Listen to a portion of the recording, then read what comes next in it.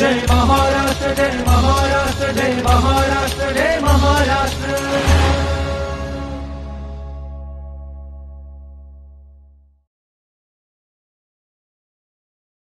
नमस्कार मंडळी, माहिती आणि जनसंपर्क महासंचालनालयाच्या जय महाराष्ट्र या कार्यक्रमामध्ये मी सुषमा जाधव आपलं मनापासून स्वागत करते.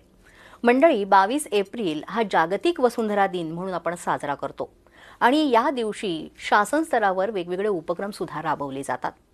एकूणच पर्यावरणाच्या संरक्षणासाठी आणि संरक्षणाच्या जागृतीसाठी कशा पद्धतीनं आपण काम केलं पाहिजे, पृथ्वी वाचवण्यासाठी जनजागृती कशी केली पाहिजे, याच अनुषंगानं विविध उपक्रम राबवले जातात. एकूणच आपण जो प्लास्टिकचा वापर जो करतोय तो पूर्णपणे बंद करण्यासाठी, म्हणजे प्लास्टिक बंदी, त्याबरोबरच प्रदूषण जे आहे वाढतं ते थांबवण्यासाठी, जलवायू परिवर्तन, अशा अनेक समस्या आहेत पर्यावरणाशी निगडीत, तर त्या थांबवण्यासाठी आणि पर्यावरणाच्या संरक्षणासाठी, संवर्धनासाठी जागतिक वसुंधरा दिवसाचं औचित्य साधत शासन स्तरावर वेगवेगळे उपक्रम राबवले जातात. कशा पद्धतीने हे उपक्रम राबवले जात आहेत आणि कोणकोणत्या ज्या योजना म्हणूया किंवा कोणकोणते कार्यक्रम यांचा यामध्ये सहभाग असणार आहे, याच विषयी आजच्या जय महाराष्ट्र या कार्यक्रमामध्ये आपण विस्तृतपणे जाणून घेणार आहोत. आणि याचसाठी आज आपण स्टुडिओमध्ये निमंत्रित केलेला आहे पर्यावरण आणि वातावरणीय बदल विभागाच्या मंत्री माननीय पंकजा मुंडे मॅम यांना. मॅम नमस्कार. नमस्कार. जय महाराष्ट्र या कार्यक्रमामध्ये आपलं मनापासून स्वागत. Thank you very much. Ma'am, 22 April हा जागतिक वसुंधरा दिन म्हणून आपण साजरा करतो आणि शासन स्तरावर त्यासाठी उपक्रम राबवले जातात, तर त्या अनुषंगाने तुम्ही काय सांगाल? खरं तर पर्यावरण हा विषय आपल्या जागण्यापेक्षा जगण्याचा भाग झाला पाहिजे. कारण आता हा विषय फक्त आपल्या देशापुरता, राज्यापुरता नाही, हा पृथ्वीसाठी झालेला आहे. आणि त्यामुळे हा जागतिक वसुंधरा दिवस आहे की सर्व देशांनी, सर्व सिव्हिलायझेशन्सनी मिळून पृथ्वीला वाचवायला पाहिजे. जागतिक वसुंधरा दिनानिमित्त आम्ही सुद्धा विविध कार्यक्रम हाती घेत आहोत. माझ्या योजना ज्याही मी आतापर्यंत केल्या त्या सगळ्या योजनांमध्ये लोकसहभाग आणि डिपार्टमेंटचं ओनरशिप हे फार महत्त्वाचं आहे. जागतिक वसुंधरा दिन आणि महाराष्ट्र दिन 1 मे पर्यंत ह्या अभियानामध्ये वेगवेगळ्या दिवशी वेगवेगळे कार्यक्रम घेण्याचे आम्ही परिपत्रक देखील काढलेलं आहे. कशा पद्धतीनं म्हणजे 22 एप्रिल पासून हे सुरू होणार आहे मोहीम आणि 1 मे पर्यंत सुरू राहणार आहे, तर कोणकोणत्या कार्यक्रमांचा समावेश असणार आहे? हे पहा, याच्यामध्ये आम्ही आवाहन केलेलं आहे, अगदी जिल्हाधिकाऱ्यांना केलंय, तलाठ्यापासून जिल्हाधिकाऱ्यापर्यंत, अगदी ग्रामसेवक पासून जिल्हा परिषदच्या CEO पर्यंत, अगदी ग्रामपंचायतच्या सरपंचापासून ते वेगवेगळ्या लोकप्रतिनिधी, मग आमदार, खासदार, पालकमंत्री, सगळ्यांनी, अगदी मुख्यमंत्री, उपमुख्यमंत्र्यांनी सुद्धा ह्याच्यामध्ये सहभाग घ्यावा अशी आम्ही त्यांना विनंती केली आहे. 22 एप्रिल, 23 एप्रिल आणि 24 एप्रिल या 3 दिवसामध्ये आपल्या जिल्ह्यातील, आपल्या महानगरातील, नगरातील, गावातील जी एखादी महत्त्वाची प्रॉमिनंट वॉटर बॉडी असते, एखादा मोठा तलाव असतो, एखादी नदी वाहत असते, एखादा ओढा असतो, त्याचं स्वच्छता करण्याचा आपण कार्यक्रम लोकसहभाग आणि प्रतिनिधी आणि अधिकारी मिळून करावा असं ह्या 3 दिवसामध्ये आम्ही त्यांच्याकडनं अपेक्षित केलेलं आहे. तसेच त्याच्यानंतरचे जे 3 दिवस आहेत, 22, 23, 24 याच्यामध्ये गेले, मग 25, 26, 27 एप्रिल रोजी आम्ही रिड्यूस, रियूज आणि रिसायकल हे जे तत्व आहे, या तत्वाचा अवलंब करणाऱ्या जिल्ह्यामधील त्यांच्या आजूबाजूला ज्या संघटना असतील, NGOs असतील, विद्यार्थी असतील, काही शाळा असतील, काही लोकांनी प्रयोग केले असतील, अशा काही प्रयोगांना सोबत घेऊन त्यांचा सन्मान करायचा आहे आणि त्याचा वापर या जी त्रिसूत्री आहे याचा करण्यासाठी जास्तीत जास्त जागृती करायची आहे. म्हणजे रिड्यूस करायचं आहे. म्हणजे आपण जर लाकडाचा वापर रिड्यूस केला तर नक्कीच आपण वृक्ष संवर्धनासाठी ऑटोमॅटिकली मदत करू. आपण जर म्हणजे आपल्या प्रदूषण टाळलं जर आपल्या वाहनांचं, तर ऑटोमॅटिकली ऑक्सिजनच्या चांगल्या क्वालिटीमध्ये आपण वाढ होईल. आपण जर पाण्याचं मध्ये घाण न टाकली नदी ओढ्यामध्ये, तर ऑटोमॅटिकली आपण शुद्ध पाण्याकडे योगदान देऊ. त्यामुळे रिड्यूस करा, प्रदूषण करणाऱ्या गोष्टी रिड्यूस करा, रियूज करा, जे आपल्याला रियूज करता येतं. म्हणजे आपण खूप वापर बघतो आजकाल की थर्माकोलचा वापर आहे, कागदी प्लेट्सचा वापर आहे, ह्या सगळ्या गोष्टी इनडायरेक्टली आपल्या पर्यावरणावर म्हणजे त्याचे चुकीचे त्याचे परिणाम बघायला मिळतात. मग ते कमी करायचं आणि जेवढं रियूज करता येईल, म्हणजे जर आपण टिश्यू पेपर खूप वापरतो तर आपण रुमाल वापरला तर आपण कमीत कमी ते सगळे वृक्ष तोडच करावे लागते. होय हो. बारीक बारीक रियूज गोष्टी जर केल्या, पाणी सुद्धा रियूज करू शकलो. सारखं सारखं आपण जर आपण स्वयंपाकघरातलं पाणी आहे तर ते आपण झाडांना टाकलं, हे साध्या साध्या गोष्टी आहेत, पण एक रियूज करण्याचं कल्चर आपल्यामध्ये आलं पाहिजे, विद्यार्थ्यांमध्ये आलं पाहिजे. म्हणजे साधी गोष्ट जर वही असेल जुनी तर ती वही संपत नाही आपली आणि आपण तशीच फेकून देतो. मग ते पानं सुद्धा एकत्र करून वही बाइंडिंग करावी. साध्या साध्या कल्चरमध्ये आणलेल्या गोष्टी आणि मोठ्या मोठ्या व्यावसायिक गोष्टी या रियूज कराव्या. जसं खूप मोठ्या डिस्टिलरीज आहेत, शुगर फॅक्टरीज आहेत, हे लोक पाणी प्रचंड वापरतात, तर ते पाणी पण त्यांनी रियूज करावं. आपल्या घरामध्ये किंवा मोठ्या मोठ्या बिल्डिंगमध्ये किंवा मोठ्या बांधकामामध्ये जे पाणी वापरलं जातं ते सुद्धा स्वच्छ करून रियूज करावं. तर ते रियूज आहे. आणि रिसायकल, तर आपण आता प्लास्टिकचा उल्लेख केला, तर जे रिसायकल करता येईल ते जर रिसायकल केलं, मग त्याच्यामध्ये अगदी ई वेस्ट आहे, मेडिकल वेस्ट आहे, असे वेगवेगळ्या गोष्टी रिसायकल कराव्या. ह्याची एक लोकांना जनजागरण करावं किंवा कोणी काही प्रयोग केला असेल तर त्याला चांगलं कौतुक करावं त्याचं. आणि सगळ्यात शेवटी म्हणजे स्लोगन्स. पर्यावरण हा शिक्षणामध्ये एक अविभाज्य घटक व्हावा, हा माझा आग्रह आहे. तर शालेय शिक्षण आणि विभागाला पण मी लिहिणार आहे, कारण लहानपणीच ते आपल्या आत्मसात करावं. मग रिसायकल जर आपण केल्या गोष्टी तर त्याचा सुद्धा परिणाम पर्यावरणावर खूप चांगला होतो. तर रिसायकल करण्यासाठी प्रोत्साहन देण्याचे प्रयोग करावे आणि आपण हे सगळ्या गोष्टींचे स्लोगन बनवावे.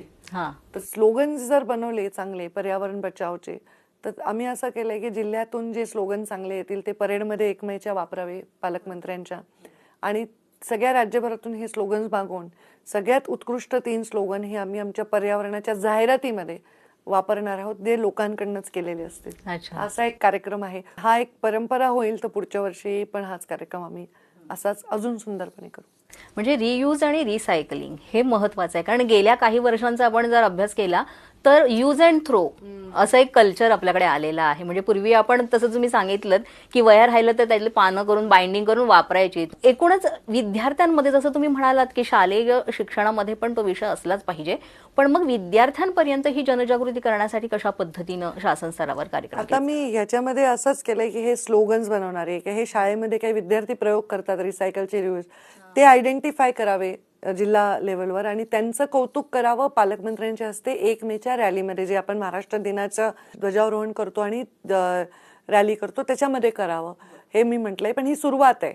मग ह्याला वेगवेगळ्या ठिकाणी आम्ही वेगवेगळ्या स्पर्धा घेऊन यांचा अवेअरनेस ही फार महत्वाची गोष्ट आहे. ह्याच्यामध्ये जागृती ही महत्वाची गोष्ट आहे. नुसती जागृती ही फक्त सोशल मीडिया पुरती नाही किंवा आम्ही काहीतरी जगासाठी करतोय किंवा पर्यावरणासाठी नाही, ती आपल्या जीवनशैलीचा भाग हा बनलं पाहिजे. त्याच्यासाठी अवेअरनेस कॅम्पेनिंग आणि शालेय शिक्षण विभागाला सोबत घेऊ आम्ही की तुम्ही पर्यावरणाचे काही एक्स्ट्रा करिक्युलम कोर्सेस वगैरे ठेवा म्हणून. वेगवेगळ्या कामांसाठी आपण झाडं तोडतो, ते सुद्धा टाळणं फार गरजेचं आहे. एखाद्या गोष्टीला जर पर्याय उपलब्ध झाला तर त्याचा वापर योग्य तऱ्हेनं आपण केला पाहिजे आणि नागरिकांना ते समजावं. यासाठी जसं जाहिरातीचं माध्यम आहे किंवा प्रसार माध्यमं आहेत, तर या अनुषंगानं पण शासन स्तरावर उपक्रम राबवले जातात का? हो, नक्कीच जाहिराती आहेत.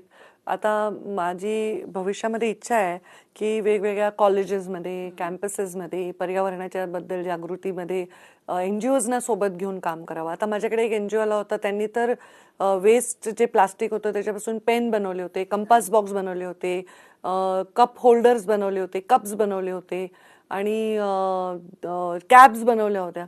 तर अशा काही लोकांना सोबत घेऊन विद्यार्थ्यांमध्ये अवेअरनेस करून जनजागृती करावी. बघा, सगळ्यांना वाटतं की जे काही कल्याण जगाचं करायचं ते दुसऱ्यांपासून सुरू व्हावं, पण आपण स्वतःपासून छोट्या छोट्या गोष्टी करू शकतो. यांनी झालेला ऱ्हास तो खूप मोठा आहे. तो काही अगदी एकाने टिश्यू वापरला नाही ना त्यांनी नाही होणार आहे, पण ती जबाबदारीचं भान पुढच्या पिढीमध्ये आल्याने त्याचा नक्कीच परिणाम होईल. निश्चितच. शाश्वत विकास आणि पर्यावरणाचा समतोल हे साधण्यासाठी कशा पद्धतीने काम केलं जाणार आहे? शाश्वत विकास हा फार वास्ट विषय आहे. म्हणजे आज मला मंत्रालयात यायचं आहे तर पूर्वी मला 1 तास लागायचा, आता मी 17 ते 18 मिनिटात येते, कारण कोस्टल हायवे झालेले आहेत, मोठे मोठे ब्रिजेस झालेले आहेत, रस्ते झालेले आहेत, रुंदीकरण झालेले आहे. हे सगळं शाश्वत विकास आहे. पर ड्रॉप मोर क्रॉपचे कॉन्सेप्ट आली आहे. म्हणजे कमी पाण्यामध्ये कमी खत बियाणे वापरून चांगलं यील्ड घ्यायचं. म्हणजे आपल्याला कमीमध्ये जास्त हवं आहे. पण तसंच होतंय, मग कमीमध्ये जास्त हवं असताना पर्यावरणाचा ऱ्हासही जास्त होत असतो. तर बारीक बारीक गोष्टींचे लक्ष ठेवलं पाहिजे. प्रत्येकाला नॉर्म्स आपल्याकडे बनलेले आहेत.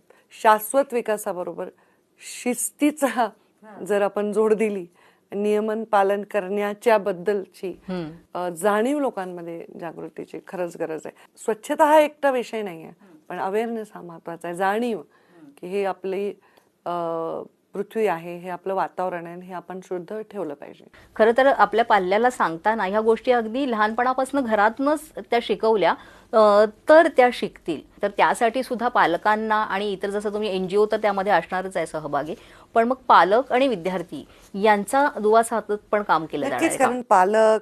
कारण जे शालेय शिक्षण मी म्हटलं किंवा कॉलेज म्हटलं तर हे पालक, हे प्राध्यापक, शिक्षक हे पालकच आहेत आणि ते मुलं जी तिथे आहेत ते आहेत. तर त्यामुळे त्यांच्यामध्ये अवेअरनेस कॅम्पेन तर करणारच आहोत, पण त्याही पेक्षा अत्यंत कडक निर्णय घ्यावे लागतील. आता आपण इतक्या बिल्डिंग्सना परवानग्या देत असतो, व ते नॉर्म्स पाळून त्यांनी जर ते बिल्डिंग बनवल्या तर शुद्ध हवा राहील.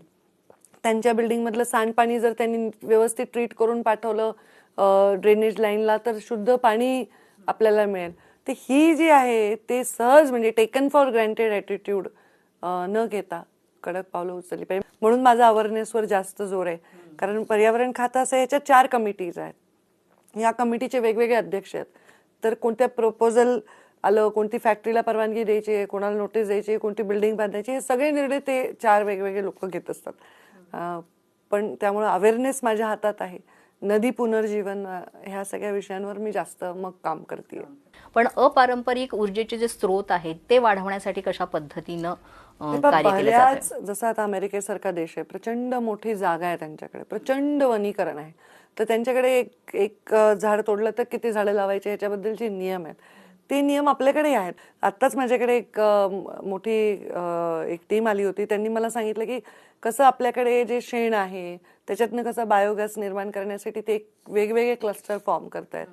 अपारंपरिक ऊर्जा कशी निर्माण करता येते, म्हणजे जे गॅसवरून ऊर्जा कशी निर्माण करता येते. जास्तीत जास्त अपारंपरिक ऊर्जा, सोलार याला जास्तीत जास्त प्रोत्साहन दिलं तर आपल्याकडे त्याचा पण बॅलन्स आपल्याला साधता येईल. आता गाड्या इंधनावर चालतात, इलेक्ट्रिकल गाड्यांचा वापर वाढवावा. गावातल्या गावात तरी इंधनाची गाडी न वापरता आपण इलेक्ट्रिकल वापरावी असा माझाही मानस आहे. मी विभागाला लिहिलंय की मला एक इलेक्ट्रिकल कार घ्यायची आहे आणि मी जर घेतली तर माझे अधिकारी वापरतील आणखी कोणी. तर ह्या प्रयोगांची गरज आहे.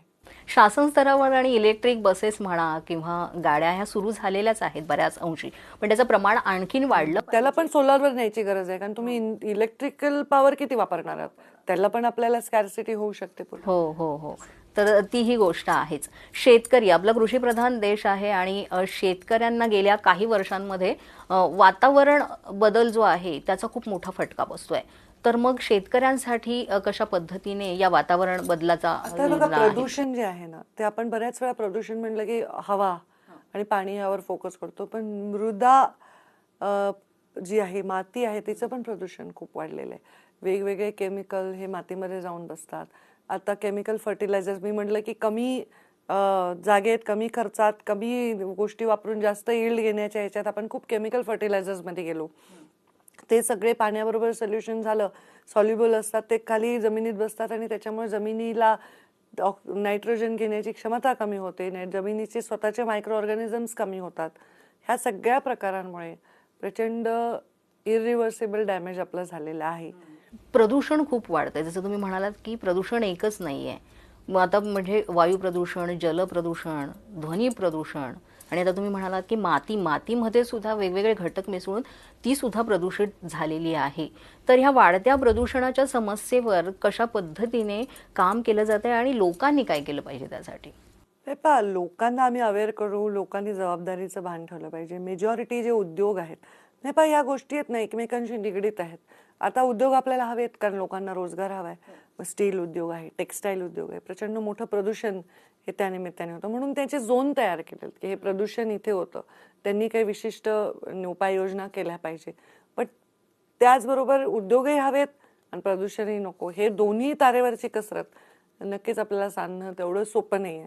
तर मग ते कशा पद्धतीने कमी करता येईल, तर मग जास्तीत जास्त वृक्ष लागवड करून, ग्रीन कव्हर वाढवून, हवेमधला नॅचरल ऑक्सिजन वाढवून, मग आम्ही साधं एक त्या दिवशी सूचना केली की जे ड्रेनेजचे तोंड आहेत त्याला तुम्ही नेट बसवा, म्हणजे जो कचरा आहे तो तिथे अडकून राहील आणि पाणी खाली जाईल. साहजिक आहे ते पण पूर्ण शुद्ध नसणार आहे, पण तो जो घाण असते ना पाण्यामध्ये, ती कचरा जो असतो त्याच्याने ते एक दलदल तयार होते. म्हणजे आम्ही साधे साधे गोष्टी सांगितली, नेट लावा.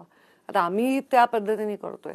इंडस्ट्रीला पण आम्ही सतत नोटीस देत असतो, पण आपण कोळशावर आधारित हे करतोय, प्रयोग करतोय की विद्युत निर्माण करतोय. आता मग कोळशाच्या ऐवजी आणखी काय त्याला सबस्टिट्यूट आहे, तर ते सबस्टिट्यूट वापरलं पाहिजे. मी एक मीटिंग घेतली ज्याच्यामध्ये आपल्या संस्कृतीमध्ये लाकडाचं फार महत्व आहे. आपण यज्ञ करतो, लाकूड वापरतो, आपण पूजापाठ करतो, आपण होम हवन करतो आणि अगदी मृतदेह सुद्धा जाळतो. मग आता त्याच्यामध्ये सुद्धा आम्ही असा एक मानस आहे की जे मोठे मोठे आता आपल्याकडे महामंडळ आहे गोरक्षासाठी तयार केलेलं, आणि ह्या गायींना जे सांभाळतात ते सगळे NGOs, तर त्याचे एक प्रयोग करून त्याचे लाकडासारखे दिसणारे असे आपल्याला गोकाष्ट बनवता येतात आणि त्यांच्यामध्ये सुद्धा आपल्याला ह्या सगळ्या विधी करता येतात. ह्या छोट्या छोटे प्रयोग आम्ही विभाग म्हणून करतोय. हो. हिवाळ्यामध्ये एवढं प्रदूषण जे होतं ते छोटे छोटे प्रत्येक पालापाचोळा एकत्र करतात आणि ते आणि लाकूड जर चांगल्या क्वालिटीचं जाळलं ना तर त्याचं प्रदूषण नाहीये, पण लाकूड कमी होत आहे म्हणजे वृक्ष कमी होत आहेत.